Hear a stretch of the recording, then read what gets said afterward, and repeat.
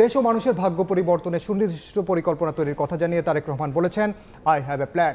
এই পরিকল্পনা বাস্তবায়নে দেশবাসীর সহযোগিতা চেয়েছেন তিনি। জুলাই ৩৬ এক্সপ্রেসওয়েতে ঐতিহাসিক সংবর্ধনা অনুষ্ঠানে বক্তব্যে নিরাপদ ও প্রত্যাশিত বাংলাদেশ গড়ার কথা জানান বিএনপির ভারপ্রাপ্ত চেয়ারম্যান। এ সময় যে কোনো মূল্যে দেশে শান্তি শৃঙ্খলা বজায় রাখার আহ্বান জানান তারেক রহমান। তারেক রহমান যেই মাটি মানুষকে ছেড়ে দেড় যুগ ছিলেন বিলেতে, দেশে ফিরে প্রথমেই তাদের সান্নিধ্য পেতে জুলাই ৩৬ এক্সপ্রেসওয়ের সংবর্ধনা মঞ্চে ছুটে যান তারেক রহমান। মঞ্চে উঠতেই প্রিয় নেতাকে অভিবাদন জানান লাখো নেতাকর্মী। দুই হাত প্রসারিত করে সেই অভিবাদনের জবাব দেন বিএনপির ভারপ্রাপ্ত চেয়ারম্যান। তার এই প্রত্যাবর্তন শুধু আবেগের নয়, গণমানুষের আকাঙ্ক্ষা ও গণতন্ত্রের যাত্রায় এ যেন শুভ সূচনা। তাই তো ১৭ বছর পর দেশের মাটিতে দেয়া প্রথম বক্তব্যে জানালেন পরিকল্পনার কথা, দেখালেন পরিবর্তনের স্বপ্ন। বাছাইকৃত লাল সরিষার দানা থেকে অত্যাধুনিক কোল্ড প্রেস মেশিনে তৈরি হয় প্রাণ সরিষার তেল, আসল ঝাঁঝে আসল স্বাদে। We have a plan. We have a plan for the people and for the country. আজ এই পরিকল্পনা দেশের মানুষের স্বার্থে, দেশের উন্নয়নের জন্য, দেশের মানুষের ভাগ্যের পরিবর্তনের জন্য। যদি সেই প্ল্যান, সেই কার্যক্রম, সেই পরিকল্পনাকে বাস্তবায়ন করতে হয়, প্রিয় ভাই বোনেরা, এই জনসমুদ্রে যত মানুষ উপস্থিত আছেন, এই সারা বাংলাদেশে গণতন্ত্রের শক্তি যত মানুষ উপস্থিত আছেন, প্রত্যেকটি মানুষের সহযোগিতা আমার লাগবে।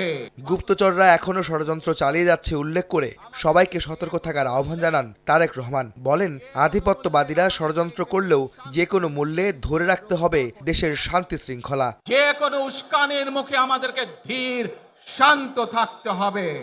প্রিয় ভাই বোনেরা, আমরা দেশের শান্তি চাই, আমরা দেশের শান্তি চাই। আধিপত্যবাদ শক্তির গুপ্তচরেরা বিভিন্নভাবে ষড়যন্ত্রে এখন লিপ্ত রয়েছে। আমাদেরকে ধৈর্যশীল হতে হবে, আমাদেরকে ধৈর্য ধারণ করতে হবে। বিশেষ করে তরুণ প্রজন্মের যে সদস্যরা আছেন, আপনারাই আগামী দিন দেশকে নেতৃত্ব দেবেন, দেশকে গড়ে তুলবেন।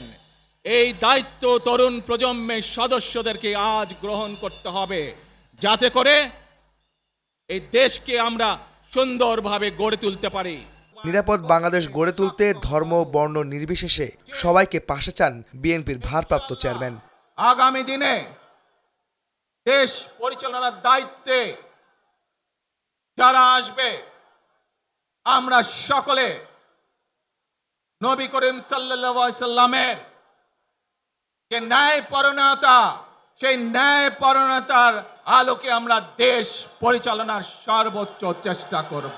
আসুন আমরা আমাদের সেই প্রত্যাশিত বাংলাদেশ গড়ে তুলব, যেখানে আমরা সকলে মিলে কাজ করব, যেখানে আমরা সকলে মিলে আমাদের প্রত্যাশিত বাংলাদেশকে গড়ে তুলব।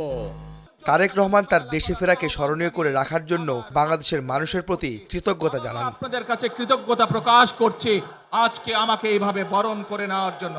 দেড় যুগেরও বেশি সময় পর দেশে ফিরে সাধারণ মানুষের ভালোবাসায় সিক্ত হলেন বিএনপির ভারপ্রাপ্ত চেয়ারম্যান তারেক রহমান।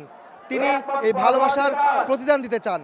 তাই গণতন্ত্র দেশের মানুষের প্রত্যাশিত বাংলাদেশ ফিরে দিতে সাধারণ মানুষের পাশাপাশি দলীয় নেতাকর্মীদেরও সহযোগিতা প্রত্যাশা করেন তারেক রহমান।